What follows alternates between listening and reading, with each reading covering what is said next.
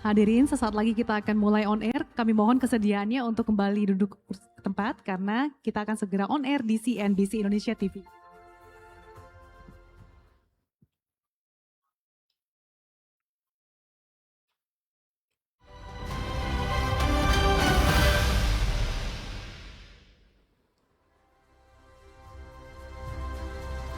Anda kembali menyaksikan Energy Outlook 2026 dengan tema Exploring Indonesia's Energy Policy, Self-Sufficient and Pro-People. Kali ini kita akan masuki sesi diskusi panel yang kedua dan pada kesempatan kali ini izinkan saya yang akan memandu sesi diskusi. Baiklah hadirin dan juga pemirsa, kita tahu bahwa saat ini Indonesia sedang masa krusial untuk menuju Net Zero Emissions 2026. Dan tentunya dalam kesempatan ini kita akan menggali lebih dalam bagaimana strategi nyata dan juga tantangan apa saja yang perlu kita sama-sama jawab untuk bisa mencapai target Net Zero Emissions. Untuk itu tanpa berlama-lama langsung saja kita akan undang ke narasumber kita ke atas panggung, Wakil Ketua MPR RI Bapak Edi Suparno.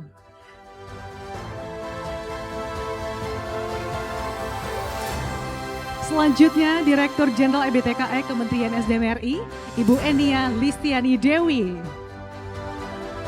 Berikutnya Deputi Bidang Hilirisasi Investasi Strategis Kementerian Investasi dan Hilirisasi RI, BKPM Bapak Heldi Satria Putra.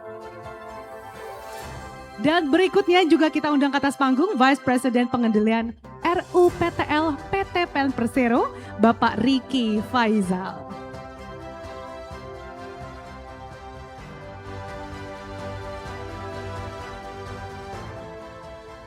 Selamat siang Bapak Ibu, terima kasih sudah meluangkan waktunya untuk CNBC Indonesia Energy Outlook kali ini. Untuk mulai diskusi sebagai pembuka saya akan ke Pak Edi terlebih dahulu.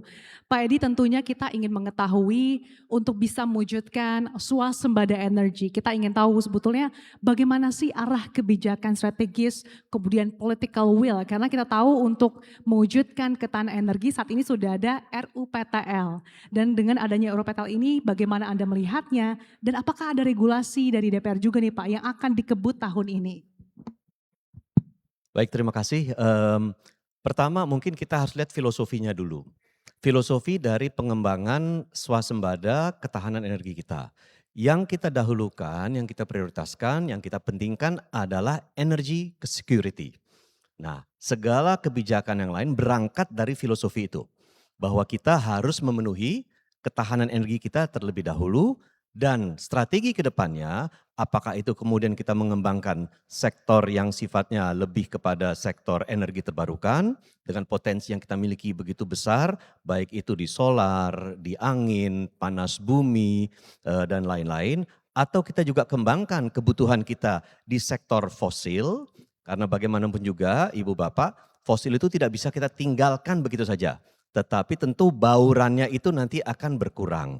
Karena satu, kita masih butuh gas untuk kebutuhan industri, yang mana industri itu sekarang adalah industri yang memang membutuhkan base load power, dan gas menjadi salah satu dari pengganti base load power yang selama ini kita manfaatkan sumbernya dari batu bara, termasuk juga minyak mentah.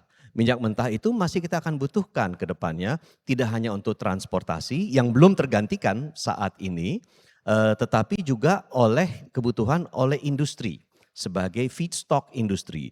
Jadi kalau ke depannya kita lihat bahwa kebijakan energi kita yang sekarang sudah tertuang di dalam kebijakan energi nasional, saya pada waktu itu saya masih pimpinan Komisi 7, saya ketua panjanya untuk pembahasan dan penetapan kebijakan energi nasional yang sudah dituangkan di dalam rencana umum kelistrikan nasional dan kemudian sekarang menjadi RUPTL 2025-2034 harus berangkat dari filosofi itu. Bahwa kita sekarang membangun hampir dengan 70 gigawatt, 69,5 gigawatt pembangkit baru sampai dengan 2034. Paling besar memang tentu adalah dari solar. Tetapi kan solar selalu ada inherent masalah, yaitu masalah intermittency. Ya, capacity factor-nya mungkin paling tinggi 25%. Nah, sementara kan kita butuh base load power yang besar. Yang mana nanti akan datang dari traditional baseload power kita yang kita miliki, ya mau tidak mau batu bara tidak bisa kita tinggalkan serta-merta. Makanya kita bicarakan tidak mengenai shutdown tetapi phase down dari batu bara kita secara bertahap. Itu. Nah, kita kembangkan kemudian juga sumber yang lain yang sekarang gas kita punya banyak sekali. Gas di seluruh Indonesia itu. Masih betul banyak sekali investasi yang sekarang sudah terlihat hasilnya yang akan kita eksplorasi ke depannya. Dan ini menurut saya sangat penting. Karena dalam pandangan saya dan mudah-mudahan nanti Ibu Enia bisa kemudian memperbaiki jika saya salah. Ke depannya saya lihat ada 3 sumber energi yang akan kita gunakan. 1, renewable energy. 2, natural gas. 3, nuklir. Kita sekarang sudah mencanangkan di dalam RUPTL akan ada pengembangan nuklir sampai dengan 500 megawatt. Saya kok yakin ambisi kita untuk mengembangkan nuklir itu lebih besar daripada 500 megawatt. Kemarin saya bicara dengan utusan khusus Presiden bidang energi dan perubahan iklim. Beliau mengatakan, Pak Edi mungkin bisa mencapai di atas 5 gigawatt. Saya kira di satu pihak memang itu sebuah target yang sangat progresif. Karena memang kebutuhan kita untuk membangun nuklir itu dari nol sampai dengan kita bisa mengoperasikan itu kan butuh waktu, butuh pemahaman, butuh teknologi, butuh disiplin terkait operasionalisasi karena memang security dan safety-nya kan tinggi sekali aspeknya. Tetapi saya kira harus ke sana karena itu adalah baseload power yang murah, yang bersih dan baseload power yang memang berkesinambungan. Itu yang kita jaga. Nah, oleh karena itu legislasi. Nah, legislasi yang akan kita dorong ke depannya 1. Kita akan menuntaskan undang-undang energi baru terbarukan. Komitmen kita untuk melakukan dekarbonisasi ya kita tunjukkan di dalam undang-undang tersebut. Kedua, undang-undang migas. Undang-undang migas yang harus kita revisi karena memang sudah merupakan amanah dari Mahkamah Konstitusi. Dan di dalam undang-undang migas kita yang saat ini berlaku dan ke depan akan kita kemudian revisi, akan ada aspek-aspek energy transition. Ada aspek-aspek net zero emission, ada aspek carbon capture storage, low carbon economies yang akan masuk di dalam undang-undang migas yang akan datang. Terakhir juga akan ada undang-undang di bidang ketenaga listrikan yang akan kita kemudian revisi dan saya pribadi mendorong untuk kemudian kita membahas undang-undang pengelolaan perubahan iklim. Karena hari ini kita sudah berada, pandangan saya, kita bukan lagi berada di dalam climate change. Kita sudah climate crisis, 1 tahap di atas climate change, 1 tahap di bawah bencana iklim. Jadi climate change itu menurut saya pengelolaan iklim, undang-undangnya harus segera juga kita bahas. Demikian kurang lebih. Terima kasih Pak Edi sudah berbagi perspektifnya. Tentunya saya akan ke Bu Enia dengan sudah mengetahui bagaimana arah kebijakan strategis dan juga bagaimana komitmen dari segi legislasi. Kita ingin tahu Bu, bagaimana outlook transisi energi di tahun 2026 ini. Mungkin dengan bekal yang sudah dicapai sepanjang tahun 2025 dan kemudian program andalan apa saja nih Bu yang akan digenjot? Baik, terima kasih. 2025 ini challenging ya, karena kita itu sebetulnya sangat ingin mencapai bauran energi 16% dan sempat tercapai di semester 1.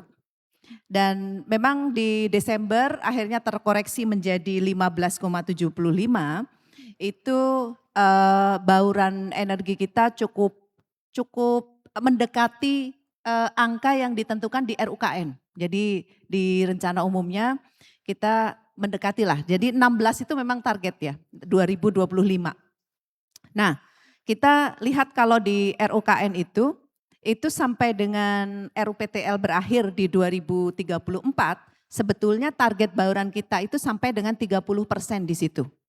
Jadi saat ini kalau di sektor ketenaga listrikan, bauran kita sudah mencapai 16,25%. Tetapi kalau bauran energi mixnya itu 15,75 karena di situ ada faktor listrik dan non listrik. Jadi untuk listriknya sudah lumayan, jadi naik ke 16,25%.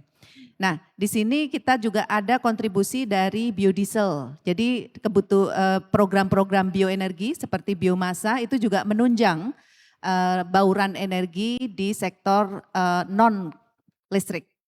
Jadi ini capaian yang cukup signifikan karena di dalam 5 tahun terakhir itu dalam 1 tahun belum pernah menambah 1,3 giga untuk EBT. Dan ini memicu semangat kita juga, investasi juga kita naik ya.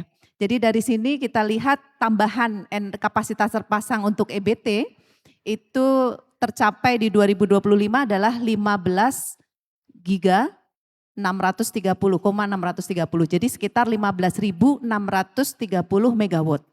Dan ini mostly terdorong dari hidro dan panas bumi juga bioenergi. Nah, kita targetkan di 2026 nanti bisa tambah lagi menjadi 16,695. Nah, ini yang kita harapkan nanti di tahun 2026 lebih dari itu, lebih dari target ya. Dan untuk investasi, kita melihat investasi ini bertambah.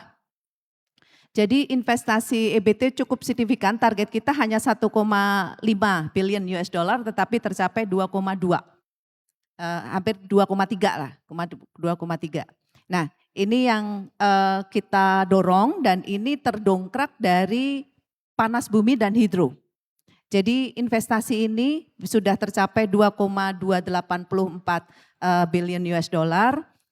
Nantinya di tahun 2026 kita juga targetkan lebih dari itu. Moga-moga capaiannya lebih dari itu. Kalau target secara normal nanti 2 billion US dollar, ada tambahan lagi ya dari khusus EBT. Dan dorongan investasi-investasi ini sekarang kita lakukan dengan deregulasi proses. Jadi saat ini kalau kita melihat realisasi investasi kan dari panas bumi cukup banyak. Ini karena saat ini lelang panas bumi dipercepat nih oleh Pak Menteri. Jadi kadang-kadang kita memerlukan beberapa bulan gitu ya. Sekarang lelang dengan online. Jadi waktu September lalu sudah ditetapkan lelang online pertama kali. Jadi bisa diakses internasional, nasional, sudah bisa akses di webnya Kementerian SDM dengan aplikasi Genesis, namanya Genesis. Nah di situ sudah online. Nah ini di panas bumi, kita harapkan investasinya mulai tergerak naik karena saat ini juga ada lelang-lelang panas bumi yang kita over ke internasional. Ini offering dari 10 lokasi geothermal. Nah, ini kalau kita lihat sebarannya bisa ada di Jawa, Sumatera, Sulawesi, dan Maluku. Jadi Maluku juga kita lihat salah satu potensi yang nanti bisa mendorong pemanfaatan EBT di sektor mining industry. Jadi ke depan kita harapkan bisa sektor-sektor yang ya padat fosil itu bisa mulai bergerak untuk menggunakan renewable. Nah, dari sini kita juga ada banyak program ya Mbak ya untuk penerjemahan bauran EBT yang makin bergerak naik. Kita ada program bioenergi. Nah, di bioenergi ada biodiesel yang 1 tahun kemarin sudah tercapai, baru setahun ini kita accelerate untuk 40% di 2025 dan sudah mendongkrak devisa. Dan ini penambahan devisanya mencapai 130 triliun dan peningkatan untuk nilai tambahnya sebesar 20,4 triliun. Dan alhamdulillah sudah menggerakkan tenaga kerja on farm dan off farm itu 1,8 juta, bahkan hampir 2 juta ya, 2 juta orang, dan penurunan emisinya juga lumayan banyak. Nah ini akan kita dorong terus, tahun ini masih B40, tetapi kita sekarang melakukan uji coba untuk B50 juga. Jadi 50% akan bagaimana, saat ini baru tes di lapangan. Di sektor otomotif sudah per hari ini sudah 20.000 kilometer, jadi kita harapkan nanti sampai 50.000 kilometer dan kita bisa dorong lagi. Selebihnya mungkin program bioetanol, bioaftur juga kita dorong. Mungkin nanti kita akan bahas lebih dalam soal B50, tapi saya akan ke Pak Heldi dulu. Tadi Bu Eni sudah katakan bahwa dengan peningkatan realisasi investasi di EBT, kita tahu bahwa hilirisasi sektor energi ini seringkali dikatakan memberikan added value. Tapi bagaimana pandangan Anda bahwa agar hilirisasi sektor energi ini bisa betul-betul juga menopang ketahanan energi dan kemandirian energi di jangka panjang? Terima kasih. Mungkin saya menjelaskan sedikit mengenai kementerian kami. Jadi kami ini dari kementerian investasi dan hilirisasi BKPM. Jadi tugas utama kami pertama adalah mengenai investasi. Kami mencari investor untuk masuk ke sektor-sektor atau bidang-bidang usaha yang memang kita butuhkan. Saat ini kita bicara soal energi, tadi sudah dijelaskan oleh Bu Dirjen bahwa investasi di bidang energi sudah meningkat dengan baik. Yang kedua, fungsi kami adalah hilirisasi. Hilirisasi ini gunanya adalah kita mencoba untuk membuat Indonesia lebih kompetitif ya dalam kegiatan-kegiatan usaha termasuk penyediaan energi ini. Nah, tadi sudah disampaikan bahwa energi kita ada transisi dari energi fosil menuju energi terbarukan. Nah, potensi yang paling besar tadi sebetulnya untuk tenaga surya. Jadi dari 3.700 gigawatt, hampir 3.700 gigawatt, hampir 2.600 gigawatt itu ada di tenaga surya. Nah, oleh karena itu kita mendorong bagaimana industri ya untuk equipment yang akan digunakan tenaga surya itu bisa diproduksi di Indonesia. Kenapa? Karena kita punya resources yang sangat besar untuk bisa memproduksi equipment yang dibutuhkan itu. Untuk tenaga surya saat ini ya kita sudah terbangun industri-industri baru. Jadi dari total kebutuhan ya komponen tenaga surya itu kurang lebih sudah 60% sudah dibuat di Indonesia. Nah ini untuk tenaga surya. Kenapa ini kita dahulukan? Karena memang paling besar potensi kita untuk renewable energy itu di tenaga surya. Nanti kita harapkan juga kita bisa membangun industri untuk equipment yang lainnya. Nah, kedua, energi ini selain untuk pembangkit listrik juga untuk yang fuel, ya, untuk bahan bakar. Bahan bakar juga kita lakukan hilirisasi. Kita coba ganti dari fosil menjadi yang sustainable. Misalnya kita mencoba biosolar, ini yang sudah berjalan. Kita akan coba juga bioaftur. Karena sudah ada kesepakatan global untuk menggunakan bioaftur. Yang ketiga kita juga akan coba masuk ke bioetanol.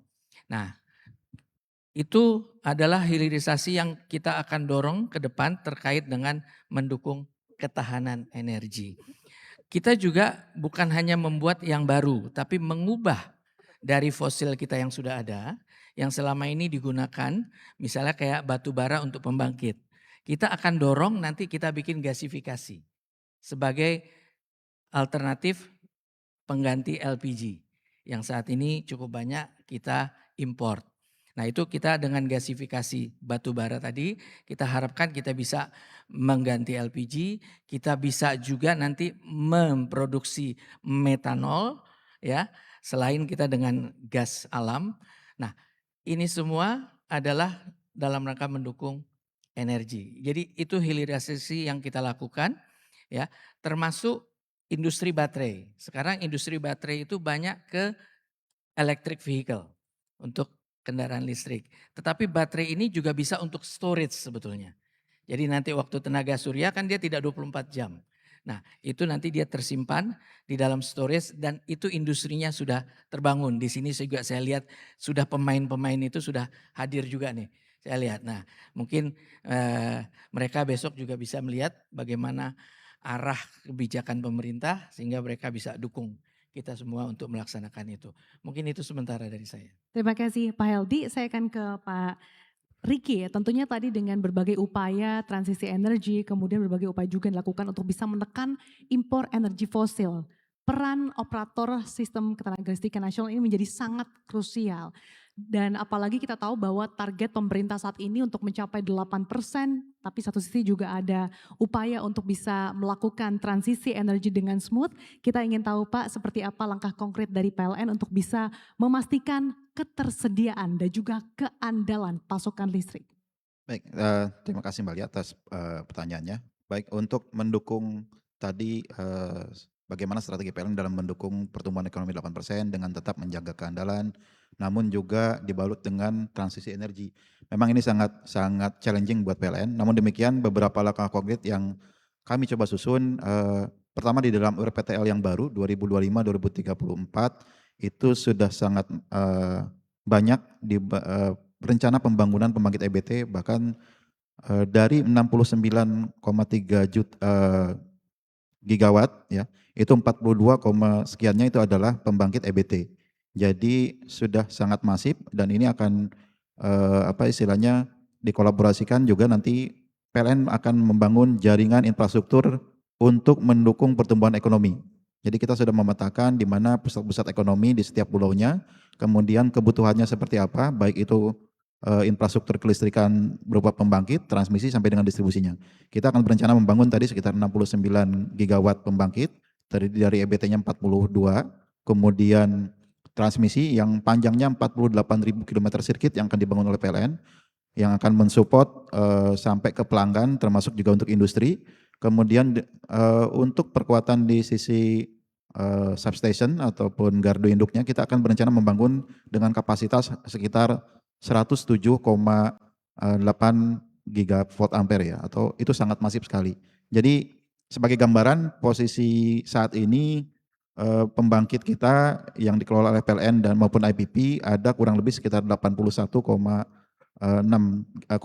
gigawatt ya, yang nantinya akan bertambah sekitar 69 dalam 10 tahun ke depan. Nah ini adalah upaya-upaya kita di dalam mendukung pertumbuhan ekonomi 8%. Tentu di dalam melakukan proses penyusunan RPTL kita juga menskenario-kan apa yang disebut sebagai demand driven. Jadi selama nanti ada kapasitas, ada lokasi dan juga kapan kebutuhan demand, PLN akan siap menyambut ataupun menyediakan infrastruktur baik itu pembangkit, transmisi maupun gardu induknya.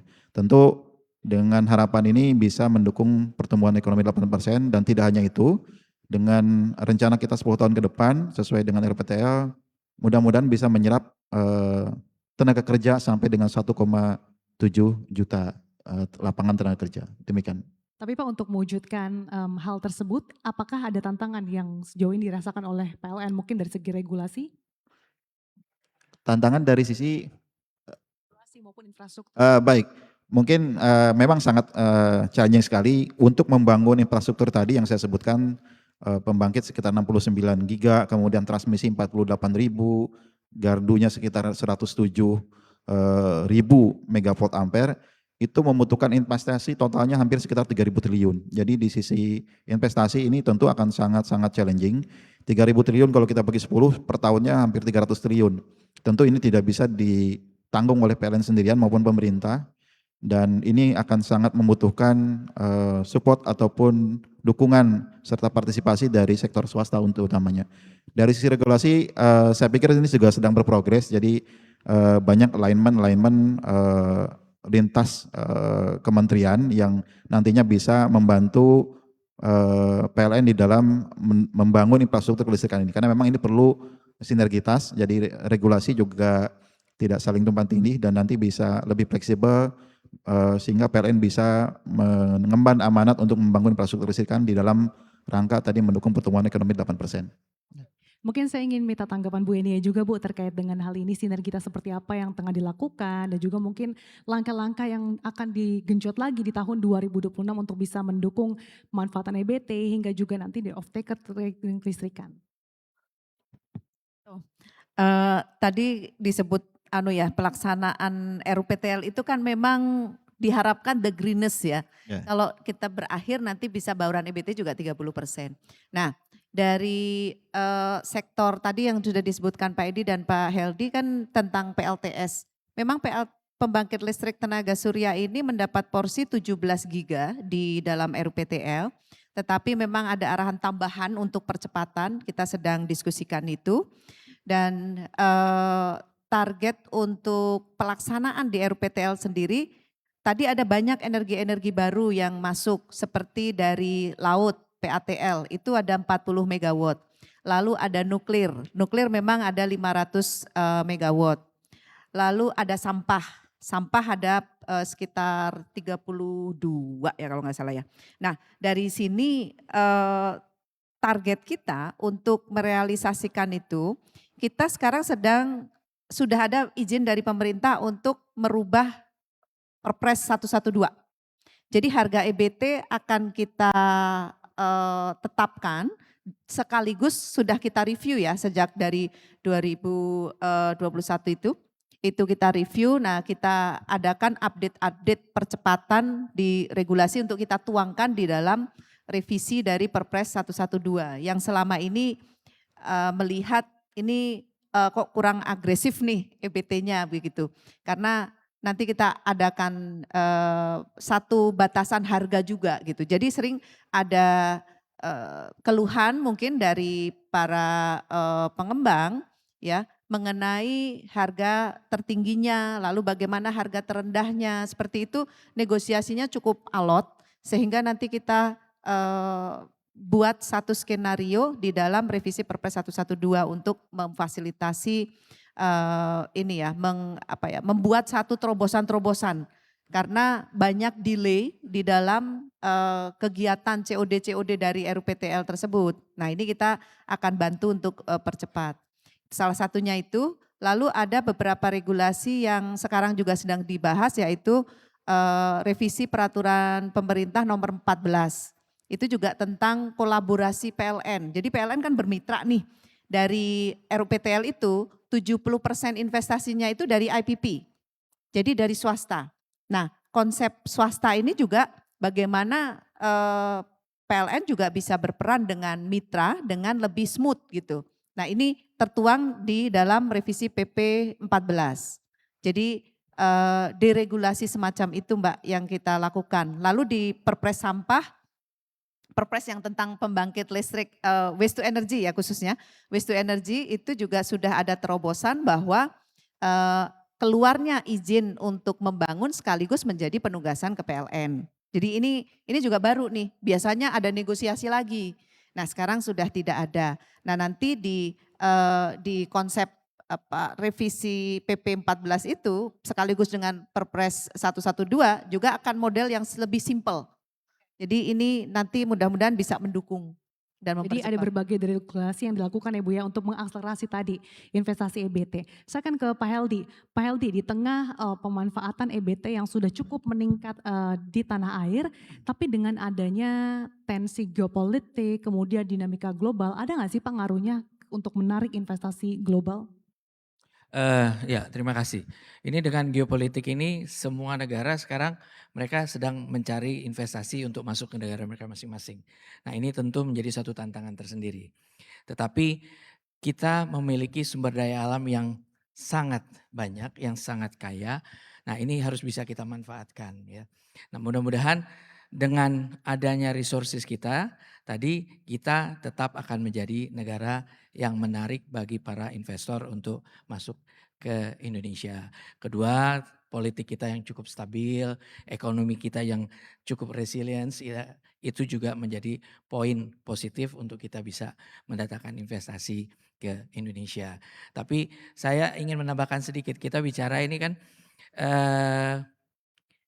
energi tadi dalam rangka ketahanan energi saja ya, energi security.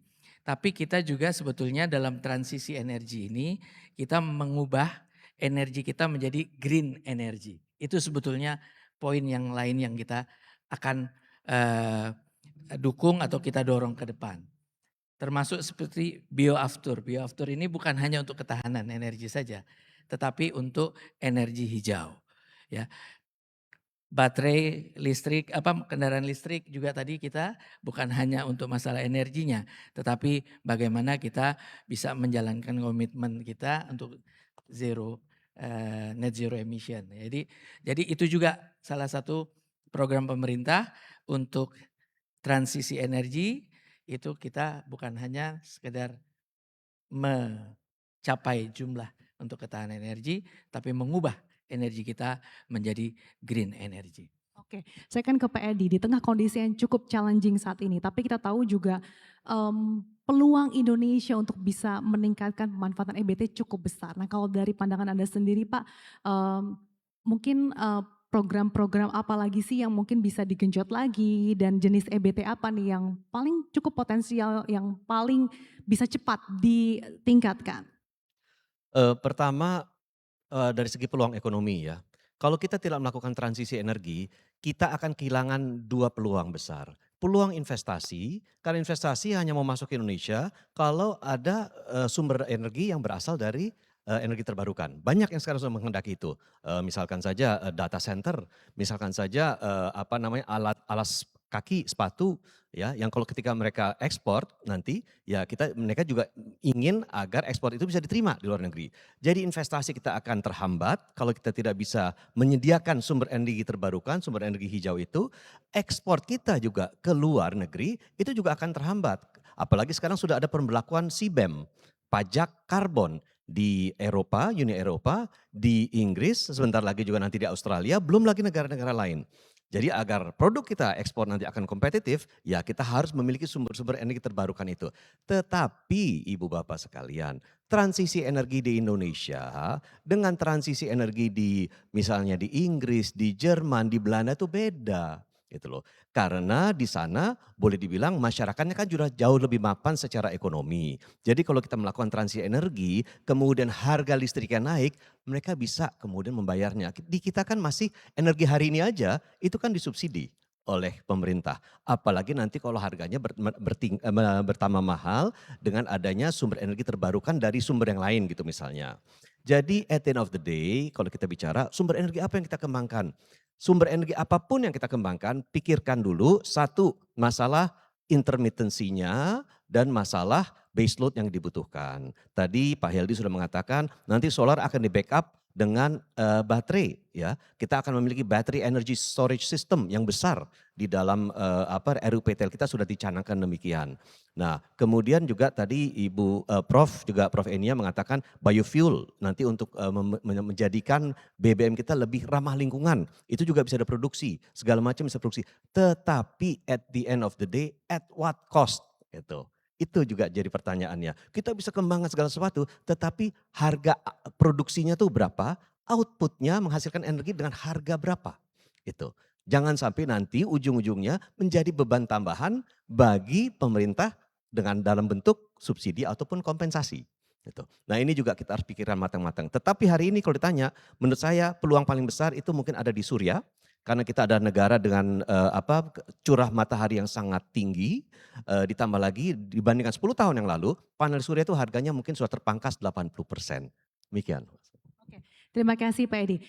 Kalau saya minta tanggapan ke Bu Enia, tadi Pak Edi katakan terkait dengan intermittency, kemudian base load. Nah ini bagaimana dengan pengembangan EBT yang sudah dijalankan dan mungkin yang investor juga sejauh ini sudah tertarik, tapi di satu sisi mempertimbangkan bagaimana biaya produksi tadi Bu. Untuk base load itu kalau secara teori kan kita punya 2 sumber sekarang sebagai pengganti fosil ya. Adalah pembangkit listrik tenaga air itu berbagai ukuran, lalu panas bumi. Jadi base load-nya 2. Kalau intermittency kita bicara surya, kita bicara angin, kita bicara energi yang lain ya. Ini surya dan angin ini potensi besar, tapi paling besar memang benar surya. Nah, di surya untuk intermittensinya bisa di cover dengan baterai. Nah baterai ini targetnya 10 giga di dalam RUPTL, 10 giga. Nah di sini saat ini kita sudah mengeluarkan peraturan menteri nomor 19 untuk hybrid system. Sebentar lagi Kemennya akan keluar untuk masalah harga hybrid karena kombinasi antara PLTS dengan baterai, terus baterainya berapa banyak. Biasanya kalau yang harga sekarang PLTS itu baterainya smoothing. Smoothing itu mengcover sedikit lah bukan sebagai base load.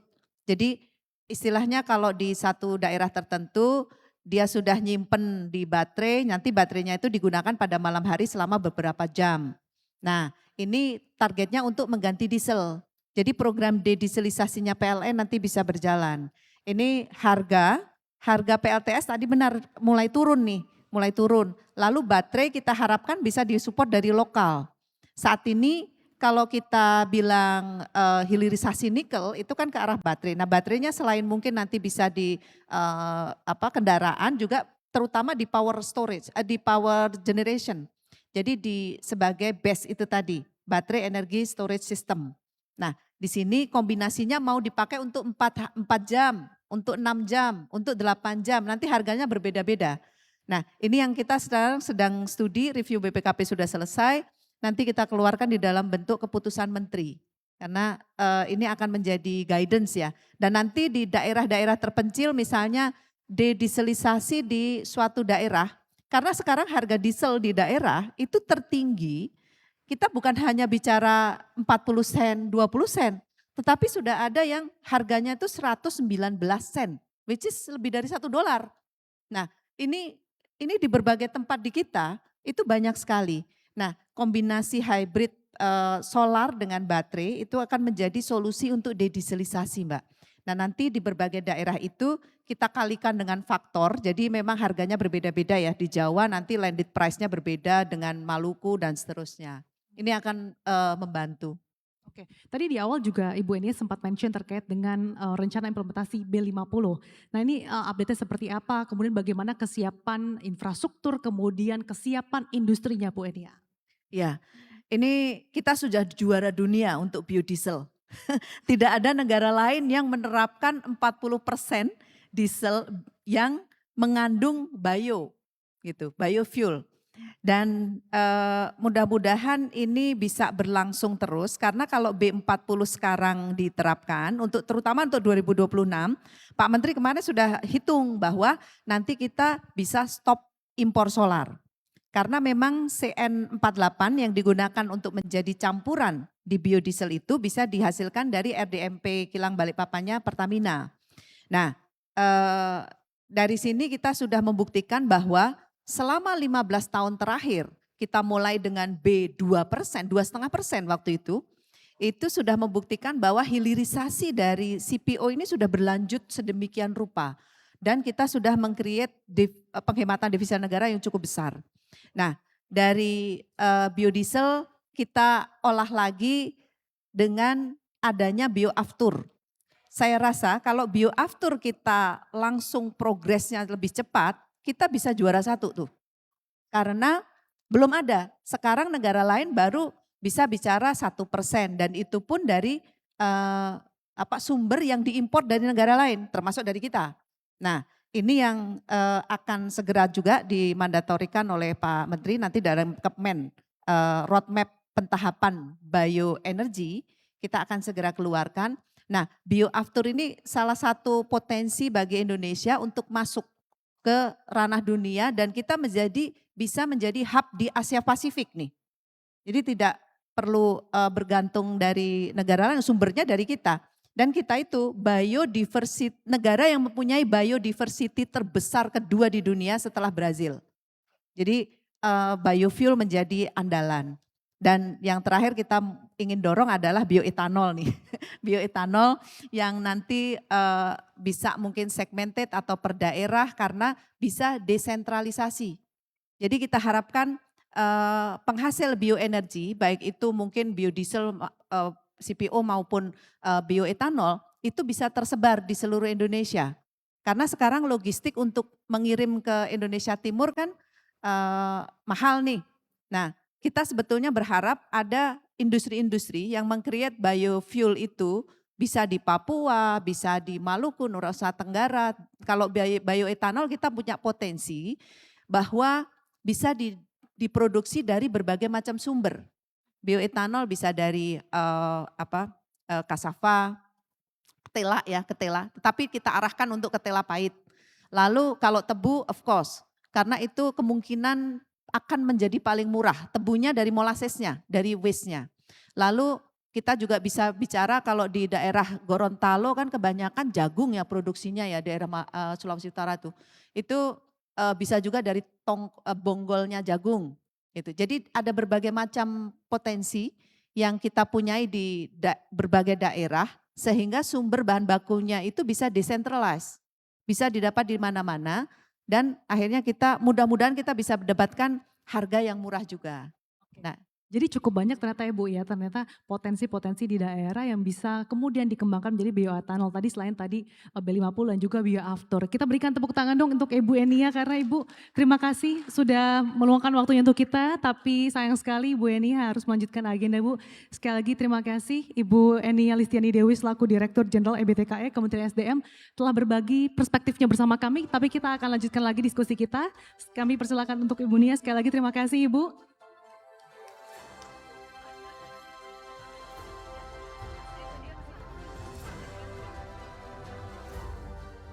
Hadirin dan juga pemirsa, kita masih melanjutkan sesi diskusi panel kita yang kedua.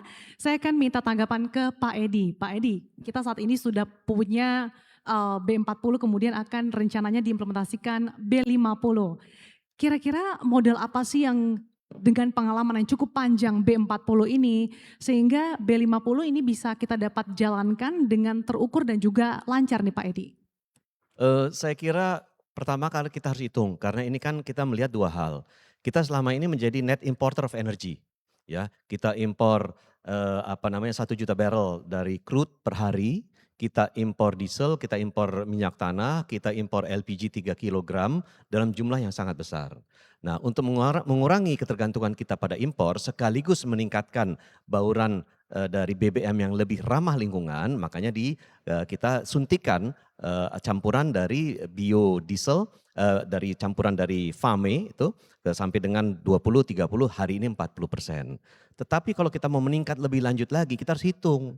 Kalau kita meningkatkan tambahan 10% lagi, artinya kita mengorbankan ekspor CPO kita 10%.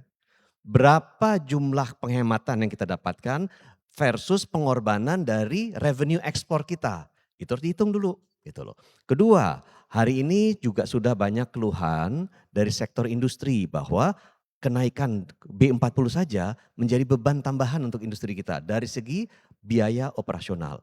Belum lagi sekarang banyak keluhan. Sekarang kelihatannya kok sudah banyak permasalahan di mesin gitu ya. Ada kerak mesin yang timbul, tidak hanya di sektor industri, mobil, tetapi juga di kereta api yang menggunakan lokomotif yang juga ada campuran B40-nya. Jadi saya kira kita harus pelajari lagi termasuk untuk pengembangannya ke depan. Jadi saya kira kita mau menuju biofuel, biodiesel dan lain-lain, tetapi harus dipikirkan. Begitu juga bioetanol. Bioetanol saya kira saya setuju sekali bahwa itu adalah salah satu kebijakan kita ke depan. 50 tahun yang lalu itu dimulai di Brazil. Ya, mereka mengembangkan bioetanol dengan tebu, melalui tebu. Dan hari ini sekarang di Brazil seluruh kendaraannya memiliki harus memiliki campuran bioetanol 30% minimal. Itu udah minimal sekali. 5 tahun kemudian tahun 1980 dimulai di Amerika. Bioetanol melalui jagung gitu. Hari ini tetapi tidak terlalu besar. Karena apa? Yang Amerika produksi minyak mentahnya banyak sekali, besar sekali dengan adanya shale oil dan shale gas itu. Nah, sehingga hari ini tidak terlalu besar. Tetapi di Indonesia kalau kita tingkatkan hari ini B10, kapasitasnya ada enggak kita? Jangan sampai kita kemudian kita mau kita implementasikan kebijakan B10 tetapi bersumber dari feedstocknya belum ada. Ya, dari misalkan jagung tadi sampaikan juga dari tebu itu belum ada. Sebaiknya kita buka dulu, memang harus ada produksinya itu. Jadi kita mungkin harus buka kebun tebu yang lebih besar lagi untuk bisa produksi dalam negeri. Jangan sampai nanti kita meningkatkan bauran bioetanol kita tetapi harus impor. Nah, itu kan tidak ada paradoks juga. Kita ingin mengurangi penghematan devisa tapi tetap kita impor. Nah, tetapi saya kira ke depannya itu penting sekali yang harus kita kembangkan karena kita memiliki kewajiban untuk meningkatkan kualitas dari BBM kita. Hari ini BBM kita terutama yang namanya Pertalite itu kan RON 90. Ya, oktan 90 sangat rendah dibandingkan Euro 4 itu RON 98. Petramax Turbo. Jadi untuk memperbaiki kualitas daripada BBM kita memang langkah ini harus ditempuh, tetapi kembali lagi cost considerations itu dan termasuk supply considerations itu harus kita pertimbangkan masak-masak. Terima kasih Pak Edi. Kalau dari PLN kesiapannya seperti apa nih Pak terkait dengan mungkin apakah sudah melakukan uji coba B50? Baik, mohon maaf.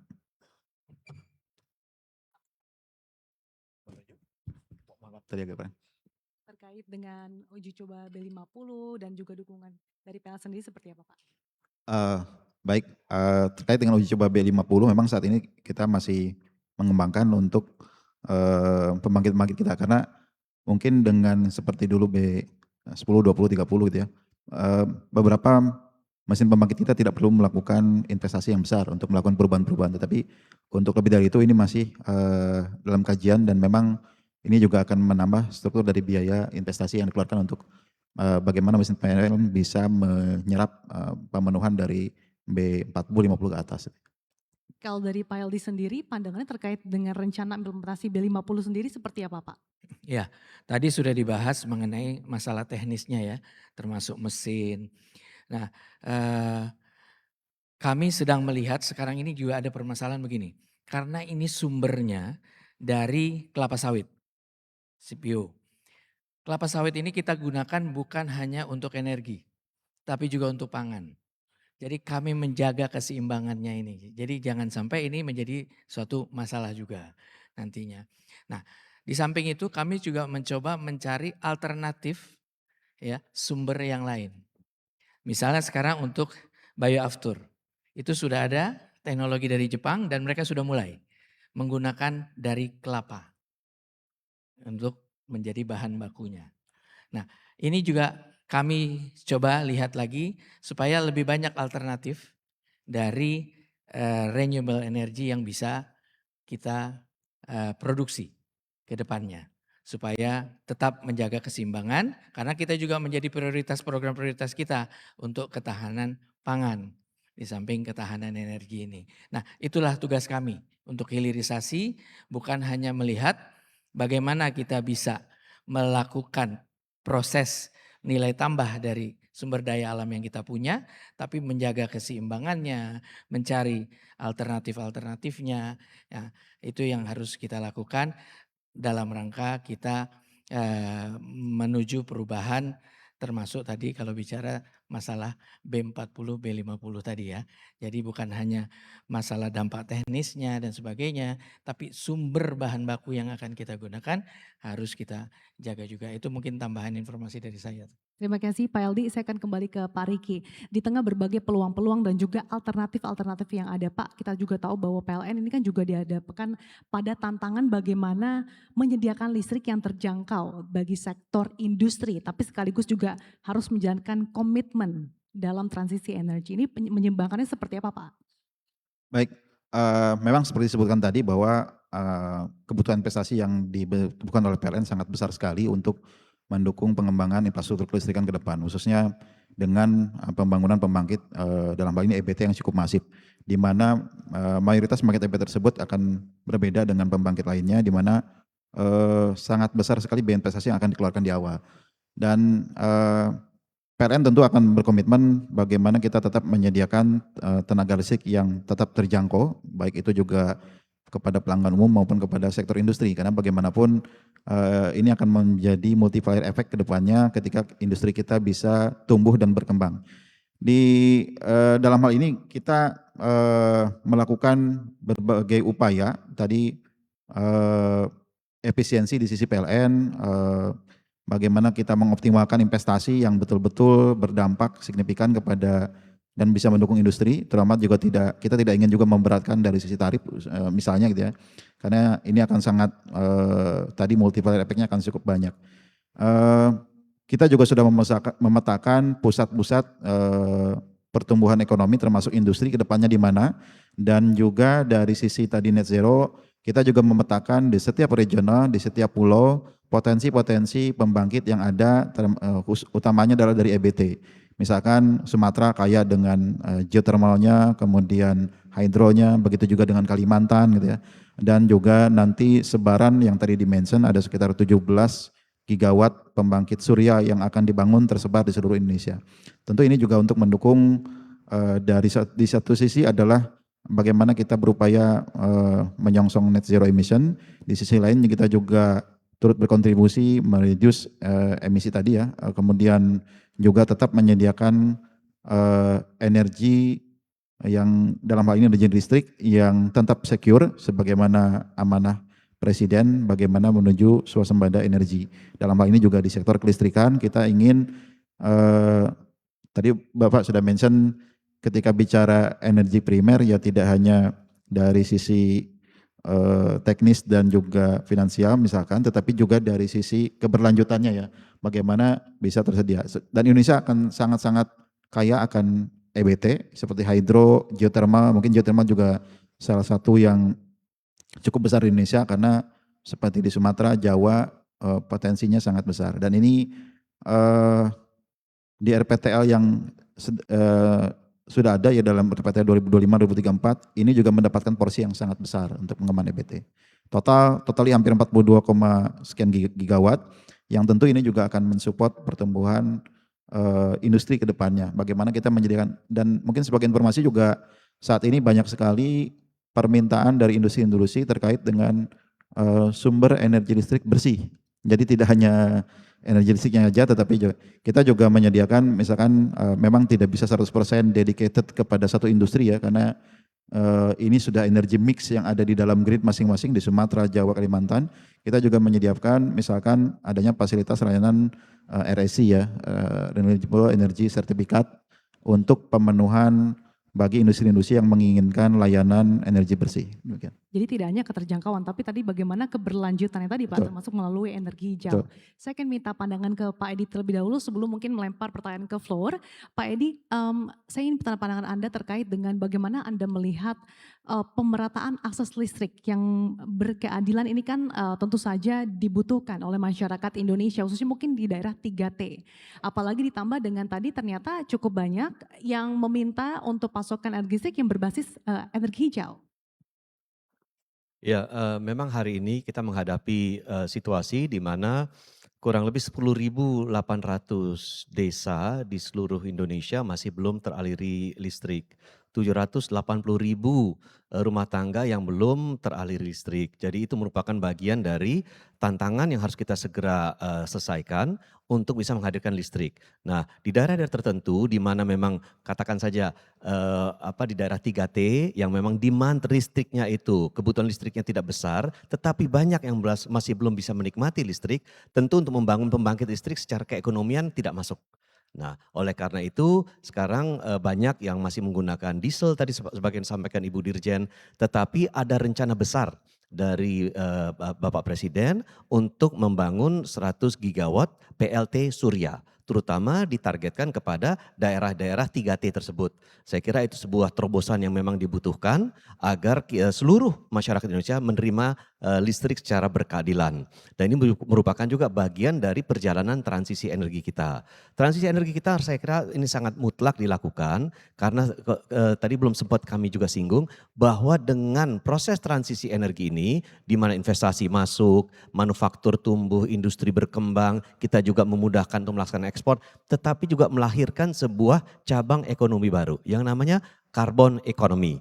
Nah, ini ekonomi karbon yang sedang kita kembangkan, apalagi sudah lahir Perpres 110 tahun 2025 tentang nilai ekonomi karbon, itu menjadi salah satu pilar pendapatan negara ke depannya yang kita bisa harapkan dari salah satunya program transisi energi ini. Baik, terima kasih Pak Edi. Kita langsung saja persilakan kepada hadirin untuk menyampaikan pertanyaan. Silakan bagian kiri panggung terlebih dahulu. Silakan sebutkan nama, pertanyaan secara singkat, asal instansi, dan pertanyaan ditujukan kepada siapa. Terima kasih.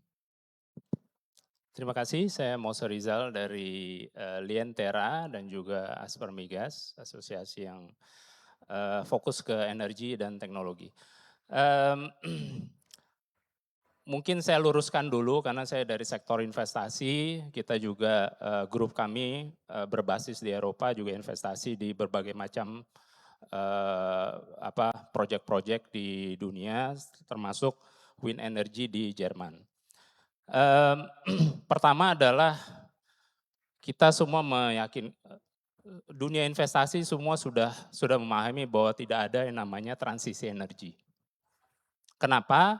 Karena pertumbuhan energi bersih ternyata masih kurang dilewati oleh pertumbuhan konsumsi. Jadi yang baru-baru sekarang, yang energi-energi baru sekarang itu adalah energi-energi yang tambahan, bukan transisi. Nah itu yang jadi fakta sekarang. Apalagi sekarang ada sektor baru di mana data center, AI dan lain sebagainya, konsumsi energinya semakin meningkat dan IAE sudah merubah proyeksinya yang tadi migas itu akan peak di 2029, sekarang mereka bilang 2050 demand itu akan masih tetap naik. Nah Indonesia pun seperti itu, kalau kita lihat di RUEN 2017 yang itu sangat tidak update, tahun ini harusnya 24-25%, ternyata BBM itu terus naik melebihi 2050. Nah pertanyaan saya adalah sekarang banyak proyek-proyek yang inisiatifnya green-green. ya. Semua negara itu selalu mengacu yang namanya trilema. Energy security, energy affordability, tadi yang Pak Edi sampaikan, memang harus affordable, satu transisi. Kita mengacu, kita lihat tadi ada contoh katanya Jerman, hebat transisi energinya. Tapi sudah 3 tahun ke belakang, itu mereka mengalami resesi ekonomi. Dan tahun ini kemungkinan resesi yang keempat tahun. Kenapa? Salah satunya mungkin karena mereka phase out energi nuklir. Jadi kalau kita lihat bagaimana Indonesia ini bisa nge-push energi nuklir yang menurut saya itu energi terbersih dan tersustainable dibandingkan energi-energi EBT lainnya yang justru memakan space dan lain sebagainya. Apa yang bisa dilakukan oleh pemerintah untuk bisa menge-push? Karena kita dari nol nih, PLTN itu sedangkan potensinya cukup besar. Di satu sisi PLN juga menge-push untuk EBT lain kayak wind energy dan PLTS. Ternyata kalau kita lihat dari sisi investasi, PLTS Indonesia itu nggak terlalu bagus-bagus banget. Kenapa? Terutama karena posisi kita itu ada negara tropis. Negara tropis itu awannya banyak. Ya, tadi yang Bapak bilang 25% capacity factor itu di Amerika. Di Amerika pun juga belum pernah nyampe 25%, sekitar 23-24%. Di Cina capacity factor untuk PLTS itu cuma hanya 10%. Ya. Padahal di sana ada Gobi Desert, di sini ada di Amerika ada desert di Texas misalkan. Kalau di Indonesia ini nggak ada. Nah, gimana kita nge-push untuk PLTS ini yang tadi katanya potensinya paling besar untuk bisa menarik bagi investasi. Terutama kalau kita contoh di Vietnam, itu luar biasa wind energy sama PLTS-nya itu berkembang pesat sampai akhirnya pemerintah itu menurunkan harganya untuk mengkop transisi energi tadi. Kenapa? Karena ada efek ke transmisi. Nah, bagaimana kita nge-push untuk yang sebenarnya PLTS ini nggak terlalu bagus banget untuk bisa menarik bagi investasi. Mungkin itu aja, makasih. Oke, terima kasih Pak Mose Rizal. Saya akan minta tanggapan terlebih dahulu ke Pak Edi. Silakan Pak Edi. Baik, terima kasih. Teknologi boom, terutama AI boom, itu merubah konstelasi pengembangan energi ke depannya. Hari ini kita sedang melihat ada 62 proyek nuklir yang dikembangkan. Kalau itu kemudian sudah commissioning, sudah beroperasi, akan ada tambahan 70 gigawatt nuklir yang akan beroperasi di seluruh dunia. Teknologinya dari mana? Mayoritas dari Cina dan dari Rusia. Nah, kita memang harus mengembangkan nuklir, saya setuju betul mengembangkan nuklir. Tetapi seluruh dunia saat ini mengembangkan nuklir.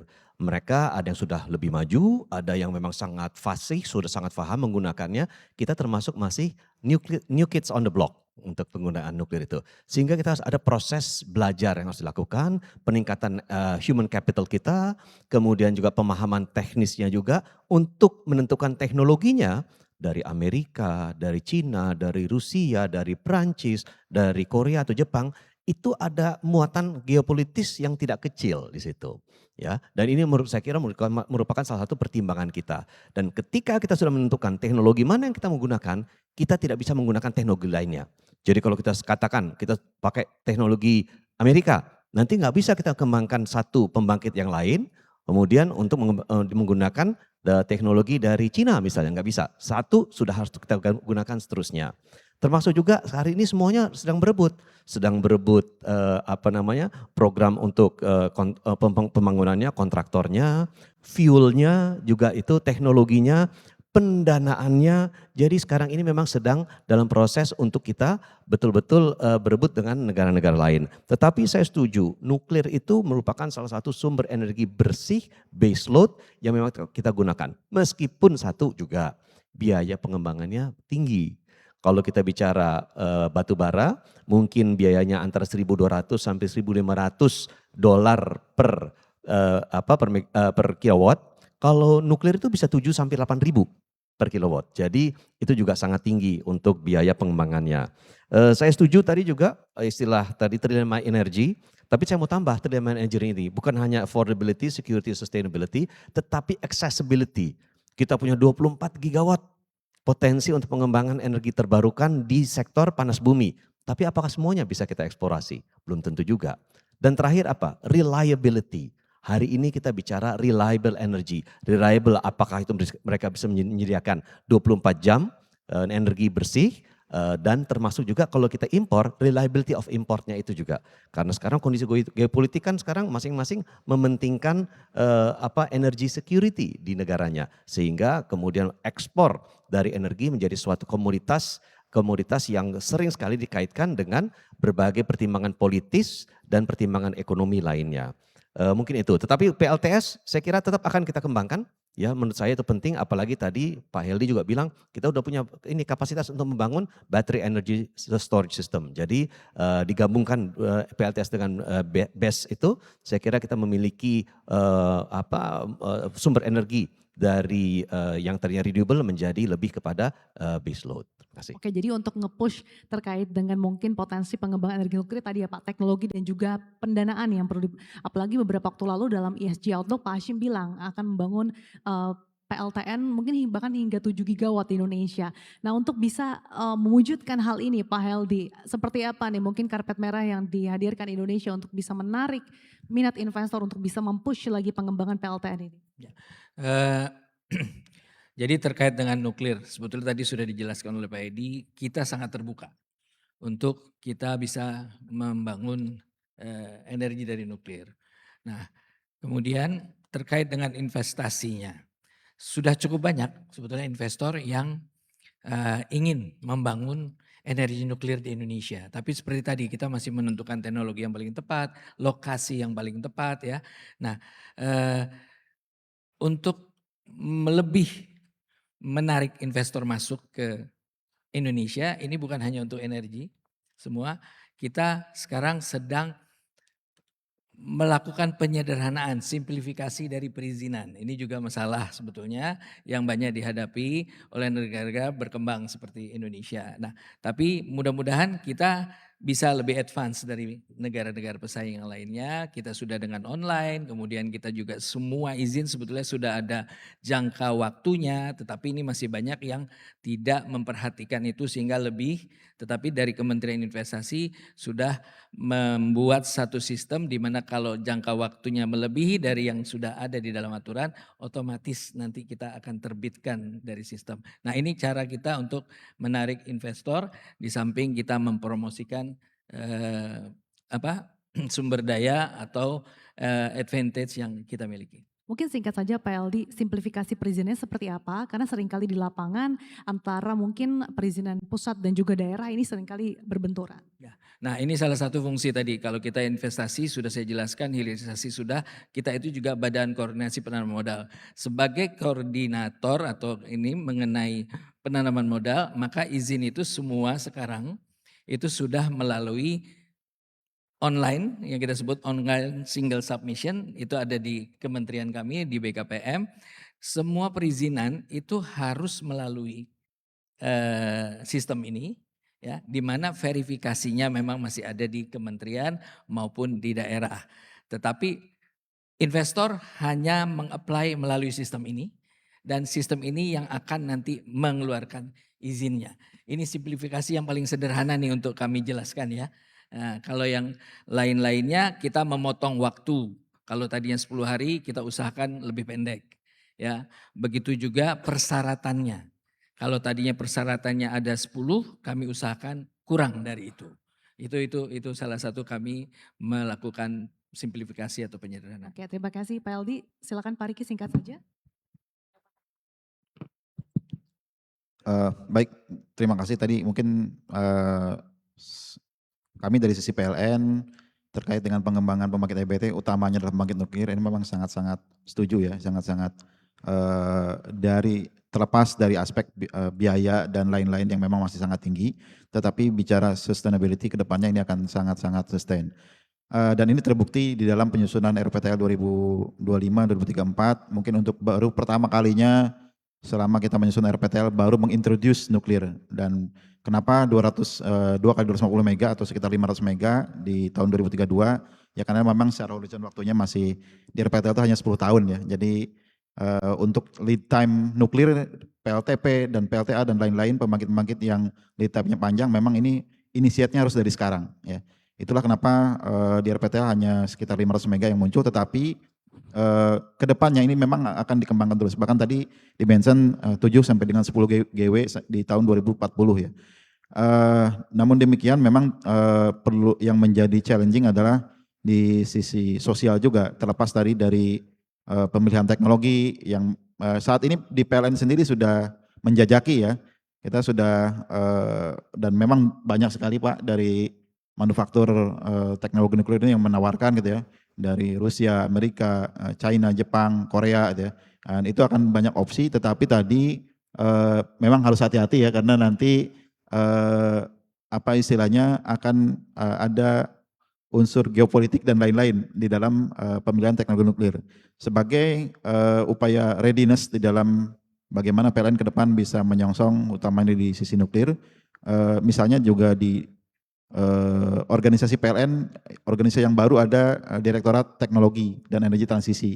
Ini juga bagaimana PLN menyongsong pengembangan teknologi-teknologi ke depan yang baru, yang mungkin kalau kita bicara fossil fuel, pembangkit-pembangkit lainnya itu sudah common, sudah diterapkan di PLN, dan PLN sudah punya pengalaman panjang di dalam melakukan pembangunan. Tapi untuk teknologi nuklir, kemudian di sisi transmisi misalkan HVDC ya, High Voltage Direct Current, yang itu juga nanti akan kita kembangkan Pak di dalam apa istilahnya bagaimana kita mendukung EBT ya.